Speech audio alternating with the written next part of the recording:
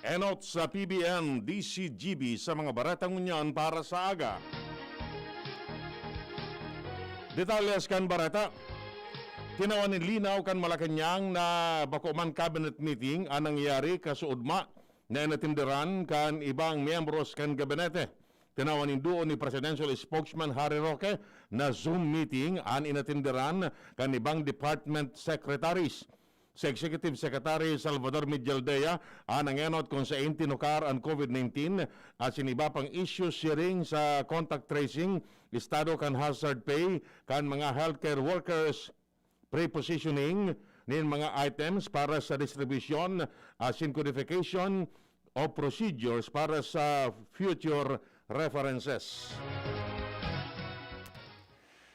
Sa selebrasyon kan Araw ng Kagitingan, hinagad ni Armed Forces of the Philippines o AFP Chief of Staff Lieutenant General Cirilito Sobejana sa mga Pilipino na arogo ng isog kan mga veteranong soldados na ipinaglaban ang nasyon para sa katalingkasan asin katrangkilohan.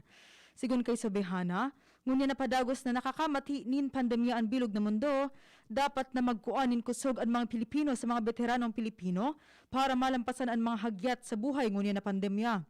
Hinagad man ni Sobejana sa mga soldados na ipadagos na isa puso asin isa isip an sa indang mga sinumpaan sa nasyon na idepensa ini.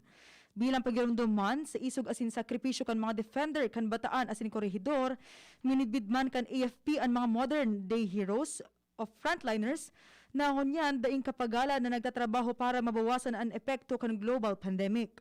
Nagsaludo ang liderato kan mga soldado sa mga frontline personnel na ini asin naglalaom sa lalong madaling panahon makakabuwalta sa normal na buhay ang mga Pilipino. Rinis Bacan kan Malacanang ang mga kritikong naghahanap kay Presidente Rodrigo Duterte sinagapot kunat ataday ni sa public event kasubago sa obserbasyon kan Araw ng Kagitingan. Sinabi ni Presidential Spokesman Harry Roque na nasa Enhanced Community Quarantine ang National Capital Region kung saan bawal ang mass gathering.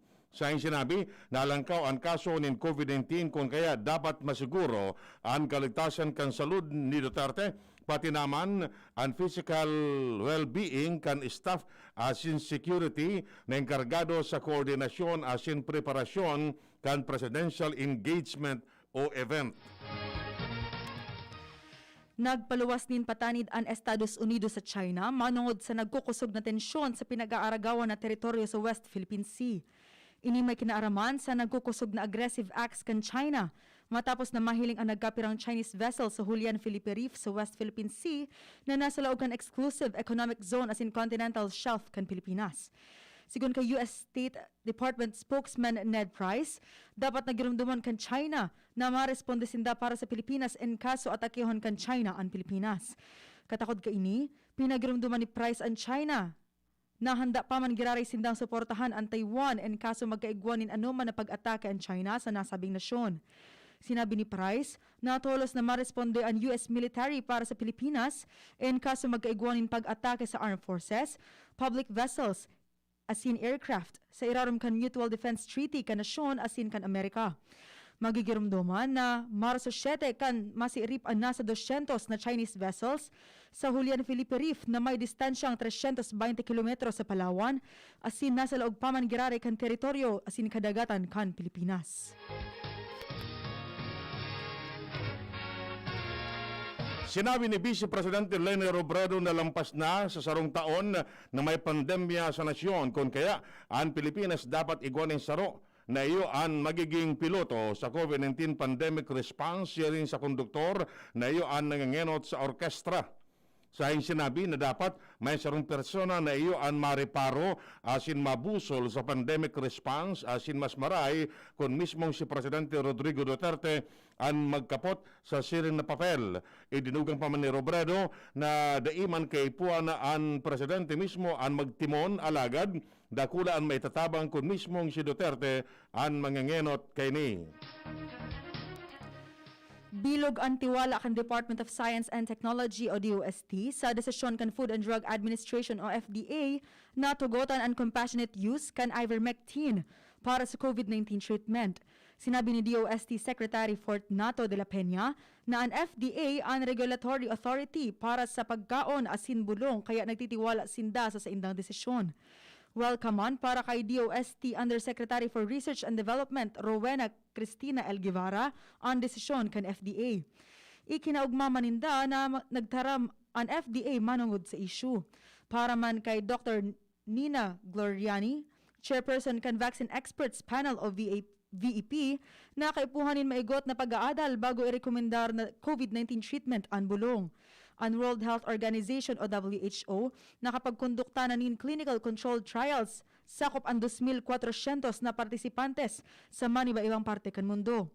Importante na halaton ang resulta kan clinical trials. 4 na parameters ang pagsisiirip kan WHO.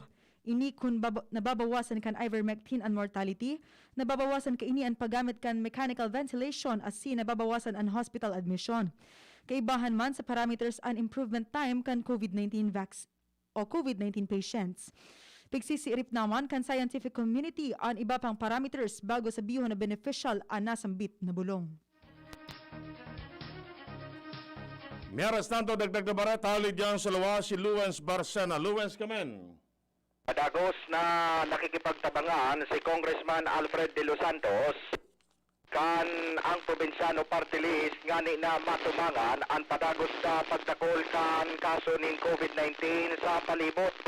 Ini pagkatapos na mag-organisar ang nasambitan ng kongresista nin araw ng barangay sa barangay Alcala, Daraga, Albay. Susog kay De Los Santos na nausinda nin mga face mask, face shield as in alcohol dispenser na nangyari kan araw ng barangay sa barangay Alcala pwedeng ika-17 kan Marso. Susog kay De Los Santos ay sinda matulong sa pagdistribute ng mga siring na bagay tanganin ng matabangan ang mga kaprobinsyano na maprotektaran laban sa patakot kan pagpaparakanayap kan COVID-19.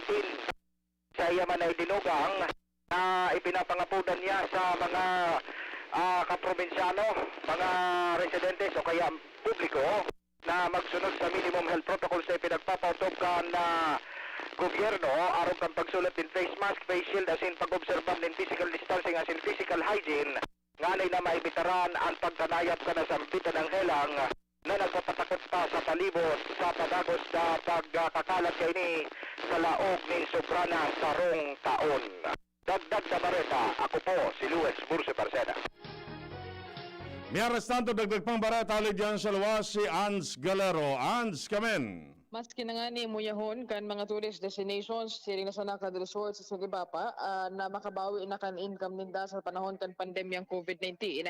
Sa giraray na nagpagirumdum mo niyan ang gobyerno provincial kan Albay sa paagi kan Albay Provincial Tourism, Culture and the Arts Office na pinamayahan ni Ma'am Dorothy Colye na magsunod man giraray sa pagpautob kaining pinagpamandato kan na IATF na COVID-19 health protocols. Sigon kay Colye, dapat na maging mahigot man giraray ang mga ini as in dapat na makalaog sa mga resort sa probinsya kan Albay ang igwanin positibong pasyente. Hindi sa tuyang kapalibutan lalo pang na nagrululawasan ang mga report na igwanin mga naglulusot sa mga border control checkpoints kan na probinsya na wala man ni na magkakanuhong dokumentos ang iba peke pa ang dokumentos. Aminado man ang pitika o na dakula ang epekto kan na pandemyang COVID-19 sa ekonomiya as in turismo kan probinsya kan Albay lalo na ining para sa mga resorts alagad ang importante daw mo niyan ang salud kan kagabsan. Dagdag na Bareta, Ans Galero, DZGB.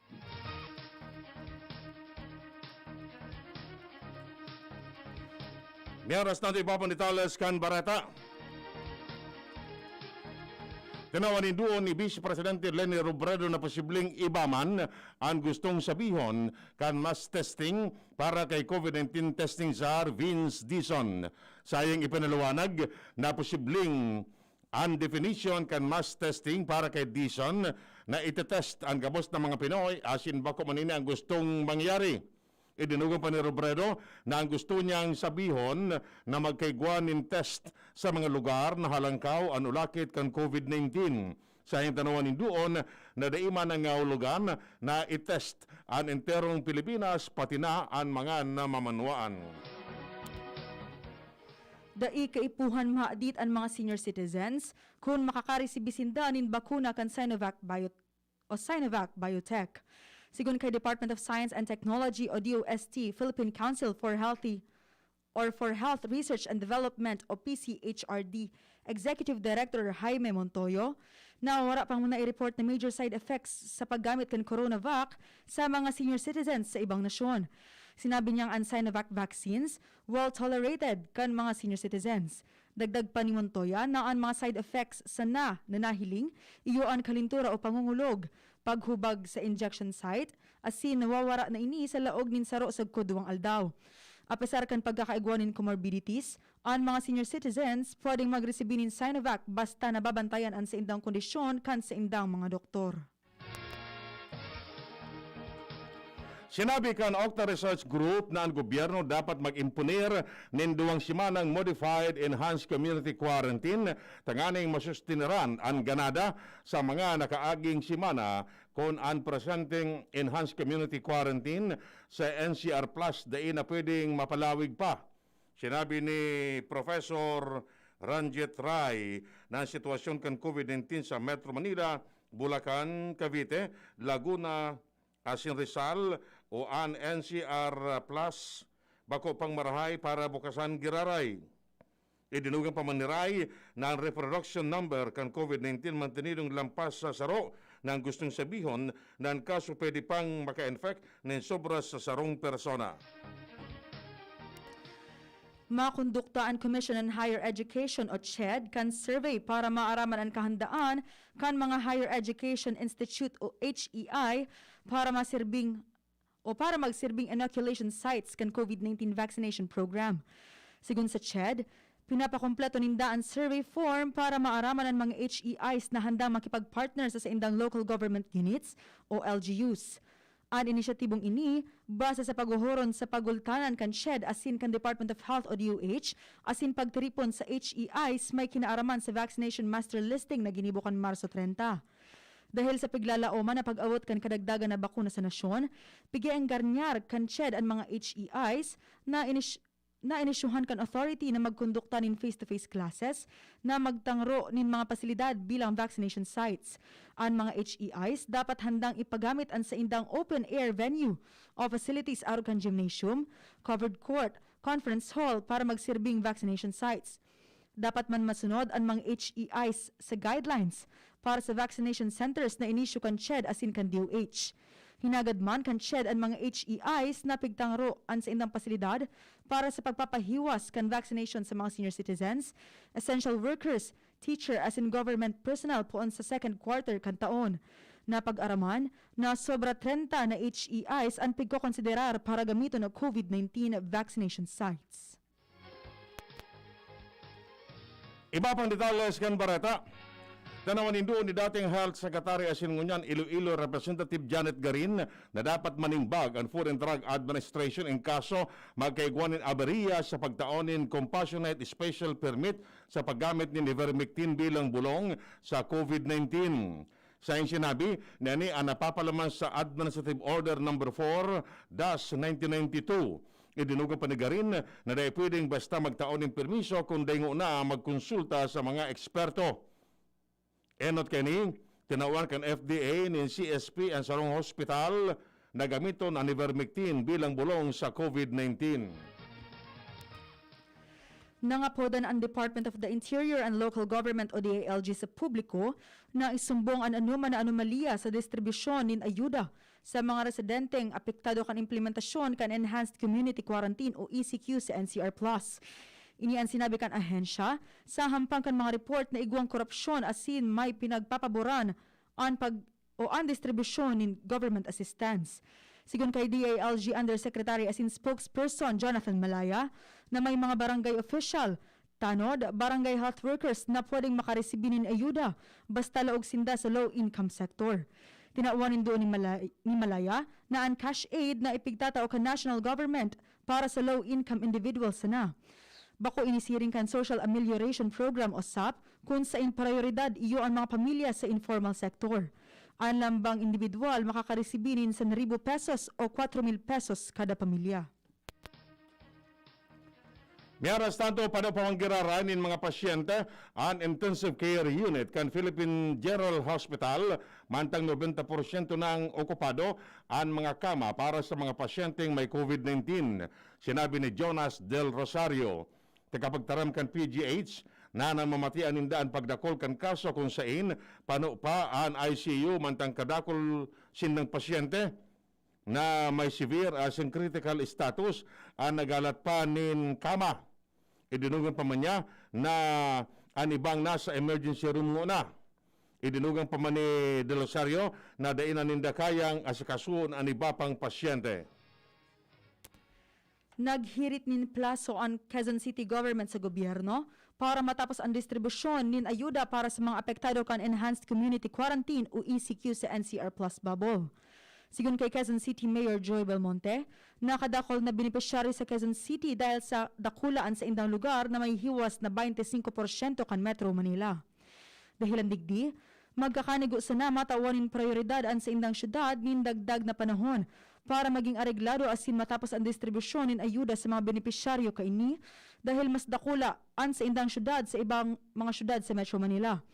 Sinabi ni Belmonte na maabot sa 2.4 bilyon pesos ang naresibi na pondo kan Quezon City Government para sa 2.4 milyon ng mga residente asin igwas sa nasindang 11 aldaw para matapos ang distribusyon ng ayuda. Katakod kaini, sinabi man ni DILG Undersecretary Jonathan Malaya na handa sindang palawigon ang deadline para sa Manila asin Quezon City en kaso da makasunod ang mga ini sa ipinagtalaan na deadline.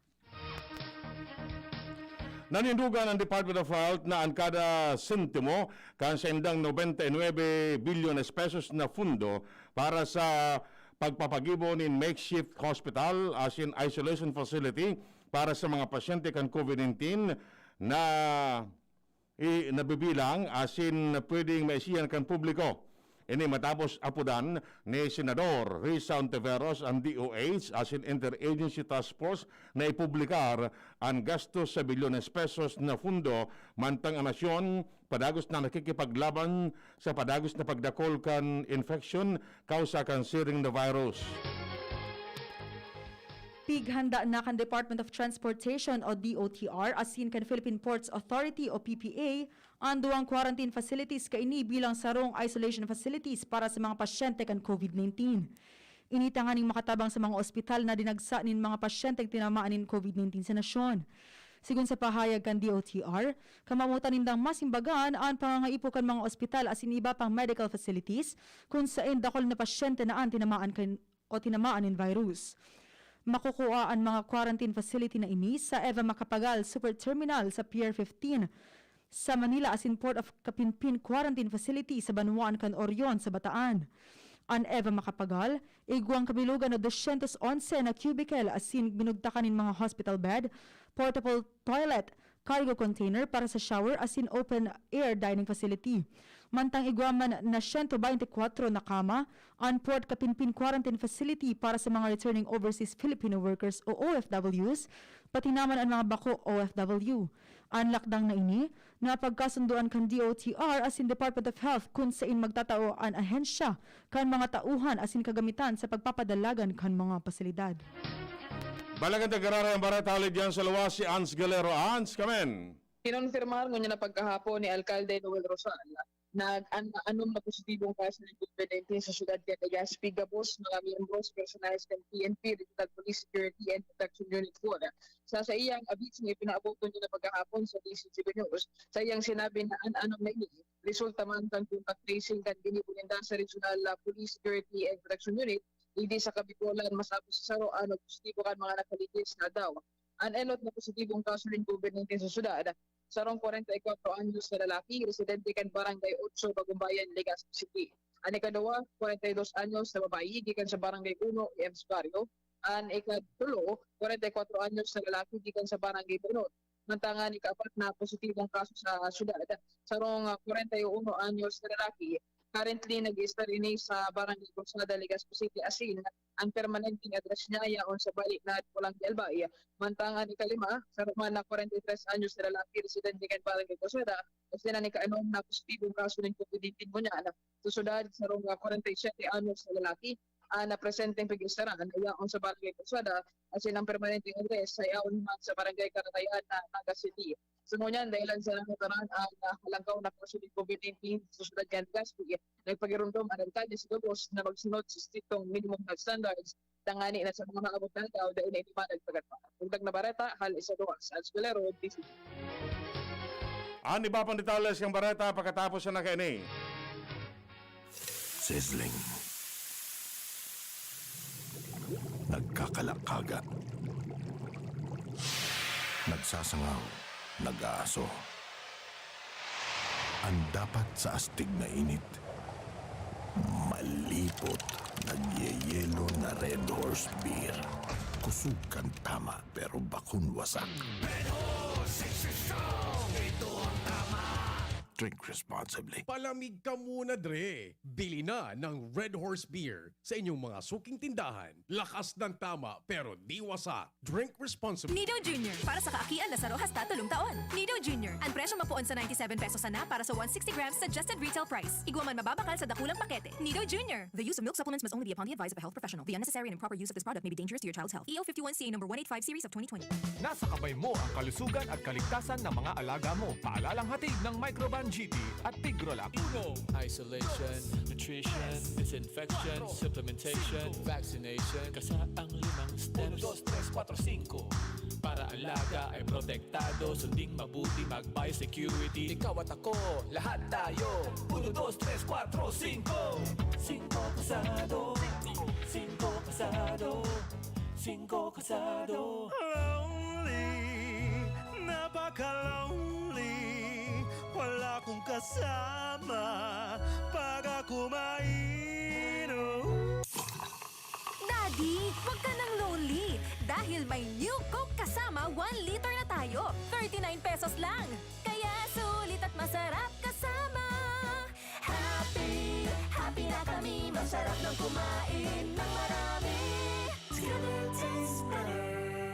Try the new Coke kasama for only 39 pesos SRP. Check the label, mommies! Mayan Rivera po. And Dia!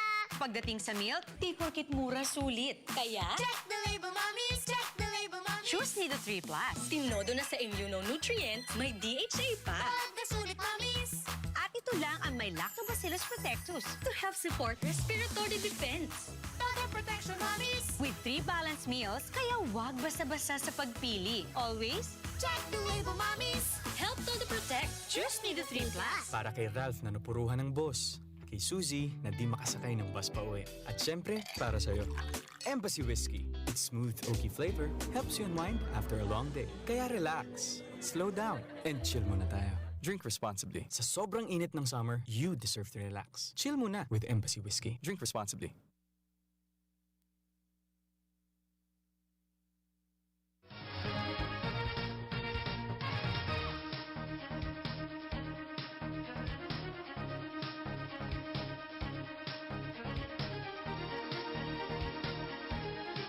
Iba pang detalles kan Bareta. Kasunod kan parameters na suspension sa paggamit ng AstraZeneca vaccine sa may edad na 60 anyos pa ibaba, sinabi kan Food and Drug Administration na daing masasayang na bakuna. Ipinaliwanag ni FDA Director General Eric Domingo na mauubos na ang AstraZeneca vaccine kung kaya magayo na panahon para pag-adalan ang mga informasyon mananangod sa blood clotting. Sinabi niya na ang masunod na bulto nin mga bakuna pigdalauman na mag-abot ngunya na bulan. Sinabi ni Domingo na ang gigibon na eksaminasyon para sa preparasyon sa masunod na batch gigibon sa masunod na semana. Ipinag-orden kan Department of Education o DepEd ang pagdesignar nin School Information Coordinators o SICs para masiguro na maipapasar ang communications convergence sa mga eskwelahan sa national level. Sa iraron kan DepEd Memorandum No. 17, Series of 2021, sinugo ni Education Secretary Leonor Briones na ang lambang public elementary, secondary asin senior high schools sa bilog na nasyon iyo ang dapat igwang SIE o SCIs o SICs. Paliwanag ni Briones as Paliwanag ni Briones, ang SICs ang magsisilbing focal person sa pagberipikar asin pagsimbag sa mga issue asin concerns kan publiko, asin kan media manungod sa indang eskwelahan o lugar. Trabaho man kan SICs na magkondukta ng verification kan mga impormasyon base sa mga protocols, data privacy, integrity asin confidentiality. Ang mga pigdesignar na SICs dapat iguang teaching o non-teaching positions sa eskwelahan. Nakapagtrabaho na haros 2 o 3 taon sa DepEd, asin matibay man dapat sa public relations skills. Apura kaini, nakahanda man ang SIC sa anuman na untoward incidents sa indang nasasakupan asin magsumitir ng detalyadong report sa laog kan 24 oras sa Department Central Office Public Affairs Service. Tataong magsurat asin may marhay na public relations skills asin kayang magsimbag sa mga issue asin concern kan schools division, regional o kan central office. Sinabi kanon yun ni mga empleados kan Senado na ang akusasyon ng sarong opisyal kan intelligence community na sinda nag-espiya para sa mga rebeldeng komunista iya nagkausanin kaaditan asin takot sa sendang mga empleyado. Sinabi ni Rosel Eugenio, presidente kan sandigan ng mga empleyadong nagkakaisa sa hadhikain ng Demokratikong Organisasyon o Senado na nakusasyon ni National Intelligence Coordinating Agency o NICA Director General Alex Paul Monteagudo na may mga miyembros anunyo na konektado sa mga rebeldeng grupo na kakaalarma nin marahay. Pinaramdaman kan Bureau of Immigration ang mga dayuhan na magurang, agom asin mga aki inin lehitimong Pinoy na dai sindang makakalaog sa Pilipinas kung sinda solo sana. Ini ang tinawanin linaw ni Immigration Commissioner Jaime Morente, kasunod kan informasyon na may mga dayuhan na pinugolan sa eropuerto dahilan tada ininda kaiba ang mga kapamilyang Pinoy. Sa iyang sinabi, na obligado ang mga kumpanya ng barko asin eroplano na sigurohon na ang mga dayuhan na may kapamilyang Pinoy sana ang makakalaog sa Pilipinas mantang padagos na ipinapasunod ang travel restrictions. Mientras tanto, sinabi kan sandigan ng mga empleyadong nagkakaisa sa hadikain ng Demokratikong Organisasyon o Senado, ang unyon ng mga empleyados kan Senado na sinda may plano kan sindang masunod na lakdang matapos na sinda akusaran kan pamayo kan National Intelligence Coordinating Agency na sinda may koneksyon sa mga rebeldeng grupo. Sinabi ni Senado President Rosel Eugenio na ang Union pwedeng maghaga ng legal assistance sa mga korte, Commission on Human Rights, asin United Nations mananangol sa siring na bagay. Sufficiente na ang 130 na hotel quarantine facilities kan Overseas Workers Welfare Administration para sa haros 7,000 na mga overseas Filipino workers na nag-uli sa nasyon. Iniyan pahayag ni OWA Administrator Leo Hans Kakdag matapos sigurohon na areglado man ana sa mga fasilidades para sa mga nag-uling OFW. Sa iyang sinabi na maski sinda nakaabot na sa critical level kan Enero matapos na sabay-sabay na mag-abot sa nasyon ang mga OFW. Yan mga tugang ang detalles kay mga Bareta ngunyan para sa agadigdi sa Radio DZGB. Sa pangarakan mga pagiriba, manay totanya sa lado technical. Kami po ang nagatod kan Bareta. Ako po si Francia may Borras. Ako mo po si Edwin Peralta nagsasabing mabalos kang siya nung pagantabay. Ma, sa futuro, mapatindog ako nin mansyon para si mo.